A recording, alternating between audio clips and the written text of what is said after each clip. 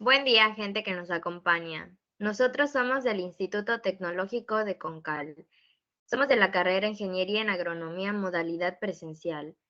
Les venimos a presentar la unidad 1, conceptos básicos de la materia figuras asociativas de la producción, a cargo de la doctora Alicia Rubí Lara Martín.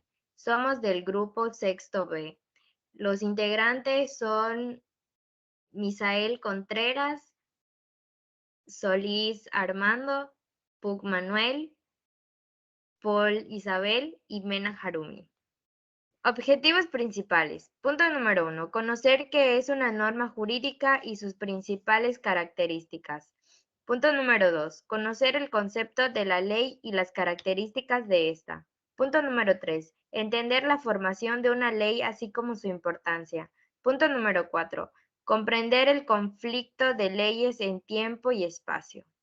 Índice temático. Tema 1. Normas jurídicas y sus características. Subtema 2. Concepto de la ley y sus características. Subtema 3. Formación de la ley. Subtema 4. Conflicto de leyes en tiempo y el espacio. Subtema 5. Interpretación conceptual a nivel de Estado y municipio. Introducción.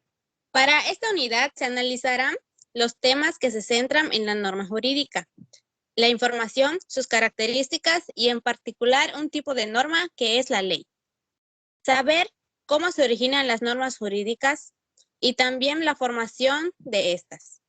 Y contemplando que en México su marco jurídico es muy amplio, es de suma importancia conocer cómo surgen los conflictos y por tal razón se dedica un apartado específico para analizar dicho supuesto mencionado. 1.1 Normas jurídicas y sus características. Una norma jurídica, ¿qué es? Es una regla de conducta dictada y promulgada por un poder legislativo para regular la conducta humana por medio de una prescripción, autorización o prohibición. Esto pertenece a un sistema jurídico y tiene validez jurídica. Puede ser general y particular. Las primeras establecen exigencias para todos los miembros de una clase de individuos y la segunda establece como una norma para un individuo determinado. La norma jurídica se compone de dos elementos: el supuesto de hecho, que es una situación hipotética en la cual se basa dicha norma, mientras que la consecuencia jurídica es la consecuencia, o en este caso lo que se va a proceder a hacer en caso de que ésta se vea incumplida, debido al supuesto que se utilizó para crearla. Las características principales de una norma jurídica son coercibilidad, que es el cumplimiento de la norma, que la norma es obligatoria; heteronomía, que la norma es impuesta por una entidad externa; y la bilateralidad, la norma involucra a ambas partes. Otras características de la norma jurídica son externas, coexibles, creadas por las autoridades competentes de cada estado, que se imponen obligaciones, otorgan derechos y también establecen una orden en las interacciones humanas. Como último punto va a ser que la norma jurídica ostenta diversos sentidos, como un documento normativo o de disposición dotada de la autoridad, como costumbre jurídica o prácticas sociales, como una unidad abstracta de discurso jurídico utilizado por los juristas, como premisa de un razonamiento jurídico acabado que sirve para la resolución de un caso, y como norma implícita. Tema 1.1.2. Concepto de ley y sus características. ¿Qué es? La ley tiene como fin permitir o prohibir alguna acción, con el objetivo de regular las conductas humanas y lograr una convivencia armoniosa dentro de una sociedad. La ley también se define como regla y norma constante e invariables de las cosas, surgida de su causa primera o de sus cualidades y condiciones. Sus atributos principales son la bilateralidad. Es bilateral porque debe considerar que la relación jurídica ha de darse necesariamente entre dos sujetos, uno activo y otro pasivo, o sea, uno investido de una facultad a la que corresponde una obligación de otro. La imperatividad, llamada autarquía de la norma jurídica, refiere a que ésta se sobrepone a la voluntad de los sujetos cuya conducta en causa, independientemente que la voluntad de estos pudiera ser contraria a la ley. La coercitividad. La norma se impone por una voluntad superior, el Estado, y significa la capacidad de la norma para hacerse obedecer contra y sobre las actitudes en contrario de los sujetos cuya conducta someten para garantizar su cumplimiento. Si sus mandatos no son cumplidos, es legítimo usar la fuerza. De esta forma, la capacidad coercitiva de la norma genera su inviolabilidad. El tema 3 es la formación de la ley. Es el proceso por el cual la ley es el conjunto de reglas y actos del Pleno del Congreso cuya finalidad es aprobar o rechazar una propuesta legislativa.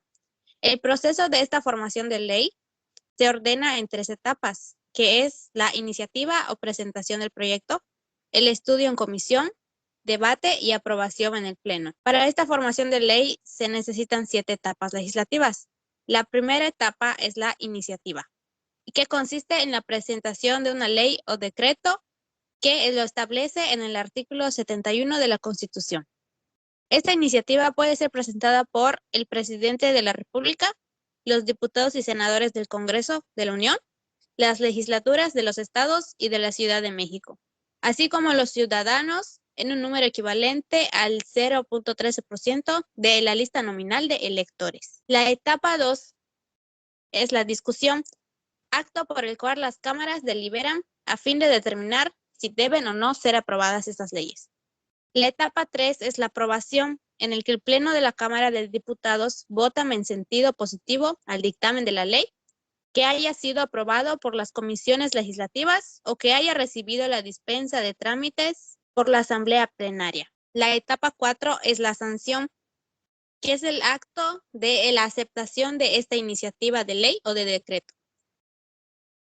En esta etapa, el presidente de la Nación es el que se encarga de aceptar o no esta ley o decreto. A esto se le conoce como el derecho de veto. La etapa número 5 es la promulgación, que es la declaración solemne de este acuerdo, el cual se formaliza la incorporación de la ley de manera definitiva al orden jurídico. Y la etapa 6 es la publicación, que en esta se realiza en el Diario Oficial de la Federación, que es el órgano de difusión del Estado. Como última etapa tenemos la etapa 7, iniciación de la vigencia. Esta se trata de cuando entra en vigor la ley aceptada y se divide en 2, sucesivo y sincrónico. El sucesivo se da 3 días después de su publicación oficial y el sincrónico consiste en que si la ley, reglamento circular o disposiciones de observancia general fija el día en el que debe comenzar a regir y obliga a desde ese día a regir. Subtema número 4. Conflicto de leyes en el tiempo y el espacio. Conflicto de leyes en el espacio. En este conflicto de leyes que se da entre las leyes que se hallan simultáneamente en vigor en 2 lugares distintos. Conflicto de leyes en el tiempo. Es el conflicto de leyes que se presenta entre 2 leyes sucesivamente en un país. Por ejemplo, el conflicto entre la aplicación del antiguo y el nuevo texto del artículo 43 de la Ley de Adquisiciones para el Distrito Federal. Fuentes de derecho en los conflictos de leyes. Las fuentes del derecho de los conflictos de leyes son 2 tipos. Por una parte, las fuentes nacionales cuya importancia es relevante en relación con el segundo tipo constituido por las fuentes internacionales. Por parte de las funciones nacionales se dividen en 4. 1. La ley. De este concepto se aprecian 2 categorías de reglamentos. 1. Los reglamentos particulares. 2. Los reglamentos de autoridad. En este se desplaza el reglamento interno y el reglamento administrativo. Número 2. La jurisprudencia. Número 3. La costumbre. Y por último, número 4. La doctrina. 1.5. Interpretación conceptual a nivel Estado-Municipio. La Constitución Política de los Estados Unidos Mexicanos establece que el artículo 115 del municipio libre Es la base de la división territorial y de la organización política y administrativa de los estados, contemplando, entre otras, las siguientes bases. Cada municipio será gobernado por un ayuntamiento de elección popular directa. Los municipios administrarán libremente su hacienda. Los municipios estarán investidos de personalidad jurídica, con el fin de coayudar a los gobiernos locales en temas jurídicos y fortalecer la gestión municipal de la Constitución Nacional para el Federalismo de Desarrollo Municipal, INAFET, y imparte el curso de Reglamento Municipal, que tiene como objetivo capacitar al presidente municipal, así como los síndicos, regidores, secretarios de ayuntamiento, directores jurídicos municipales y servidores públicos que participen en los procesos de reglamento municipal en el ayuntamiento. Conclusión. La importancia de saber el concepto y características del Estado y municipio nos hace comprender la importancia de la división de poderes y cómo a partir de la facultad que tiene cada poder surge el marco jurídico que rige nuestro país, Estado y municipio. Las normas jurídicas dentro de su clasificación, desde el punto de vista de su ámbito espacial de validez y desde un punto de vista ámbito de tiempo de validez, surgen ciertos problemas o conflictos para poder determinar cuál perceptivo legal rige el ámbito de clasificación que se esté analizando. En esta parte hemos visto varios conceptos que hemos visto a lo largo de la unidad, como por ejemplo las normas que son indispensables en nuestra carrera, pues en algún momento necesitaríamos de ellas para comprender el estado o el municipio en el que vamos a trabajar, así como la ley que se aplica en estas. Por nuestra parte sería todo. Acá en las últimas diapositivas estamos presentando lo que son las fuentes de información donde nosotros extraímos para poder crear y traerles a conocer este PowerPoint. Y como mencionamos al inicio, estos son los compañeros en los cuales trabajaron y se encuentran en este video.